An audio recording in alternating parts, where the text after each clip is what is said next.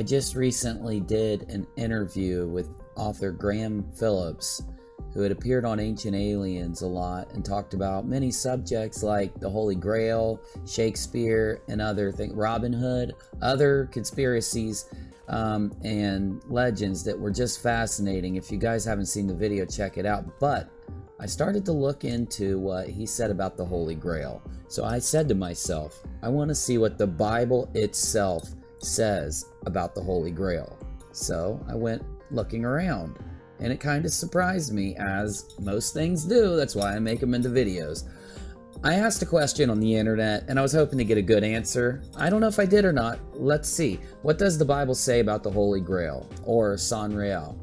The answer: the Bible has nothing to say about the Holy Grail, because the existence of the Holy Grail is nothing but a mythical legend that has been popularized recently by books such as the Da Vinci Code and a renewed interest in King Arthur. Well, I'm going to tell you a little bit more about what this says and a few other looks into this, and I have some other mysteries or legends to give you on this. But I will tell you, I know that the Holy Grail has been mentioned for a long time. Most probably because back in the late 80s or early 90s, I loved Indiana Jones, and he had a show about it. Anyway, there are many legends surrounding the Holy Grail. However, most scholars believe the original source of the legend is a Celtic myth of a horn of plenty, or cauldron, or other vessel. This vessel was supposed to be the source of all things good, such as unquenchable food, health, success in battle, etc. According to legend, this vessel was the source of divine favor because it was thought to be the cup that Jesus used at the Last Supper, or a cup that had caught Jesus' blood as he hung on the cross. However, not all early Grail stories are consistent on even this. Some stories say the Grail is a cup, while others say it's a cauldron or stone. In these mythical stories, the importance is not what the Grail is, but what it represents, which is divine power. We need to go into this because when I interviewed Graham, he told us of a run-in that he had with the Pope and the Catholic Church admitting that they themselves had the Holy Grail. And I want to know by the end of this video if you think it exists. Here we go.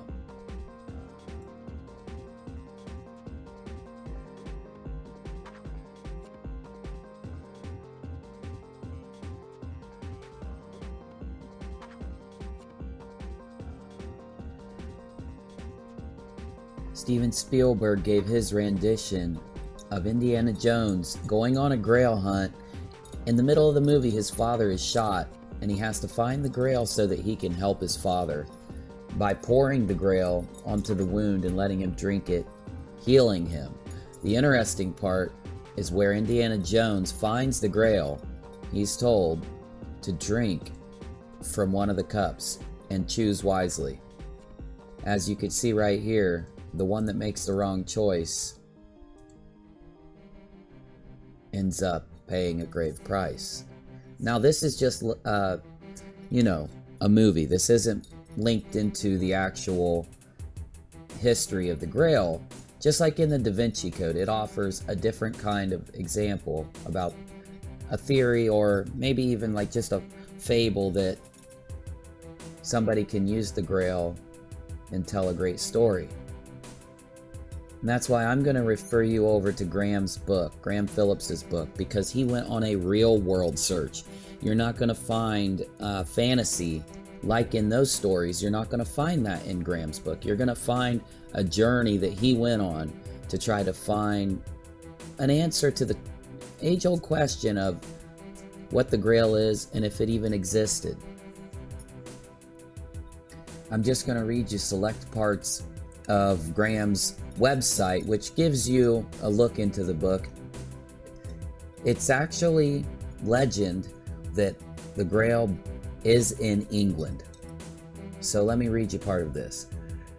For centuries, artists have portrayed Mary Magdalene with her sacred vessel that has been depicted as a variety of receptacles. For example, in 1317, the medieval Italian painter Simone Martini depicted it as a spice pot In 1525, the Italian Renaissance artist Bernardino Luini depicted it as a perfume jar, and in 1859, the English pre-Raphaelite painter Frederick Sandys depicted it as an ointment cup.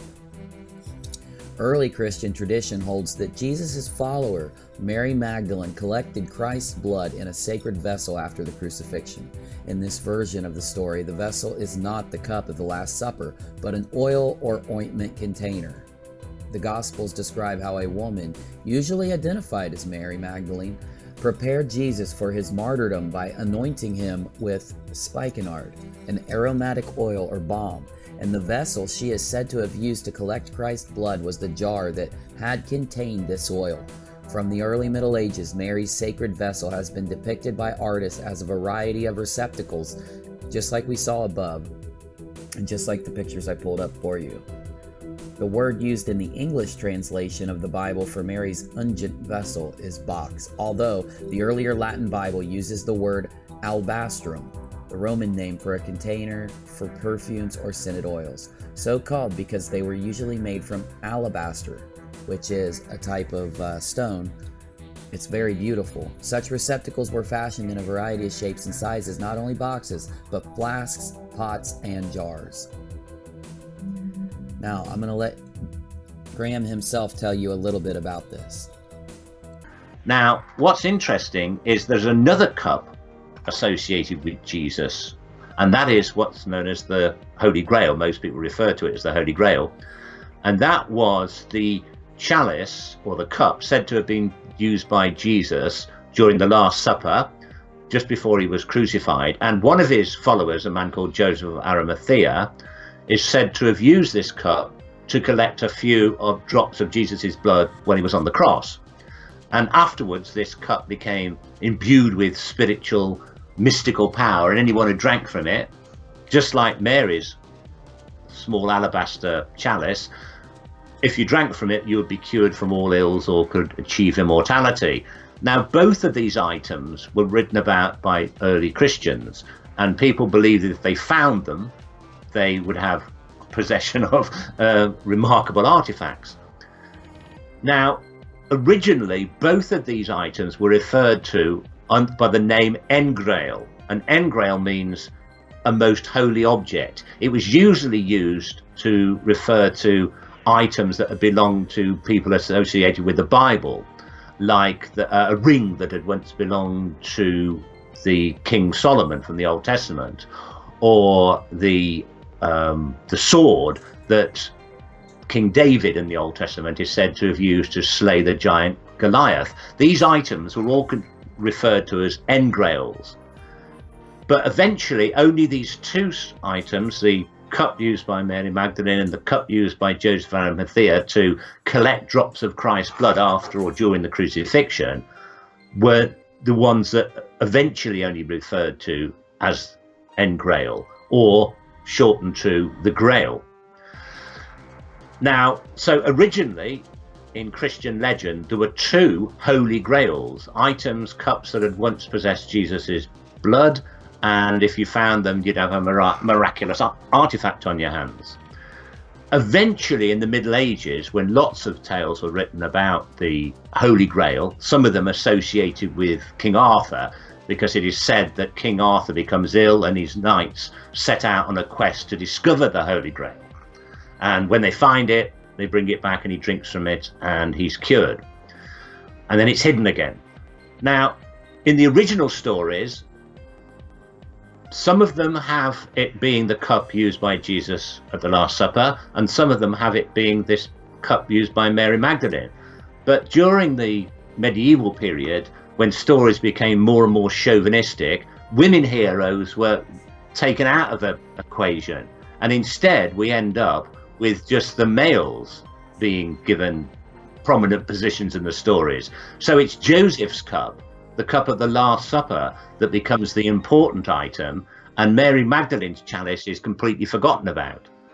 And it was this chalice of Mary Magdalene that I decided to find out what had happened to it, and it's my search for that that is written about in the book The Chalice of Magdalene. I'm not going to ask you if you found it, though, because, I mean, I'd be spoiling the book, right, if I did ask that?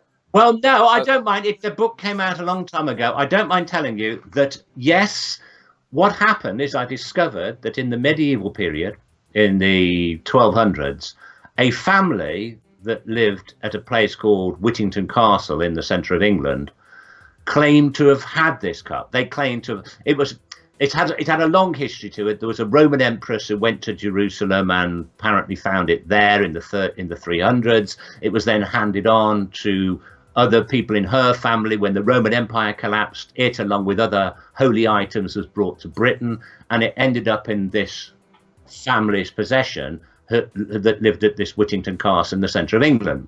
Now, they couldn't prove they had it, but they started boasting that they did have it. And I thought, well, okay, they claim to have had it. Maybe they did have some item that they believed to have been Mary Magdalene's chalice. What did they do with it? What I found really interesting was that the castle they lived in is known locally as the White Castle because it is built from light-coloured sandstone. And it stands, as I said, in a little village called Whittington, which in Old English means White Town. Whittington, White Town.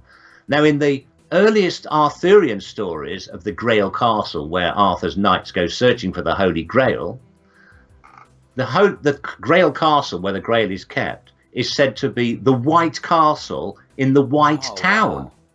So there was an actual White Castle in a White Town where people claimed to have had this cut before these romances were written.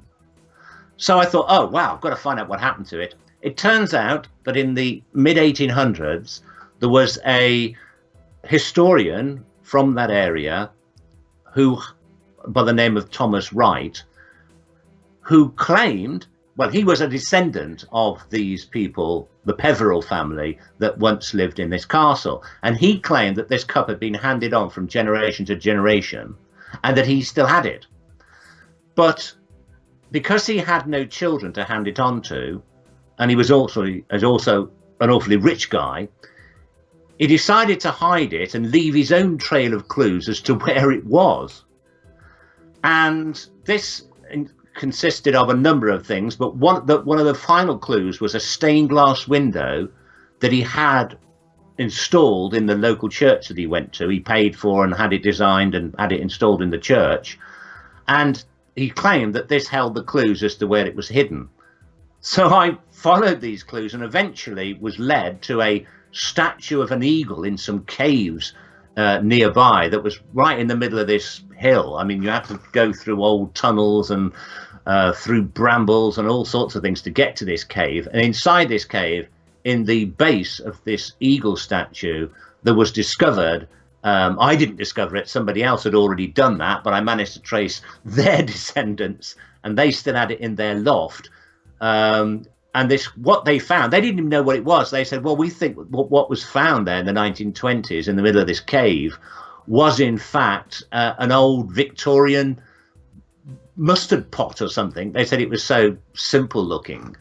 And I said, well, you know, I think it might be more important than that. Could I borrow it and take it to the British Museum for analysis? And I did. And I didn't go to the British Museum and said, you know, is this the Holy Grail or what?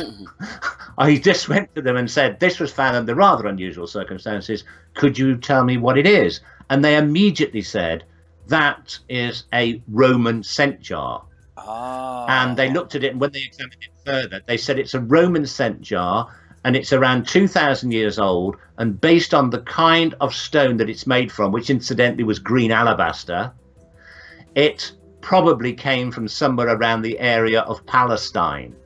2,000 years old from the area of Palestine. That's exactly when Jesus and Mary Magdalene are said to have lived, where they came from. So anyway, I don't know. We cannot prove that it is the cup that once belonged to Mary Magdalene. It certainly seems to have been the cup that the people in the Middle Ages believed was it.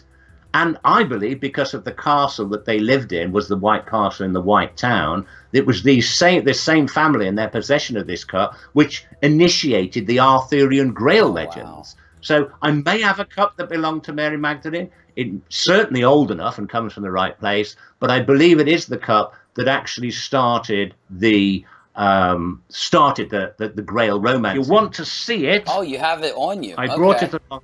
I borrowed it especially for this show. So cool. I very seldom show people this, but it doesn't. It literally looks like an old egg cup. Oh wow! But if you look at many Roman scent jars, they have this same look to them. I'm trying to. There you go. Put it in front of the camera. Right, there we go. It once had a lid to it,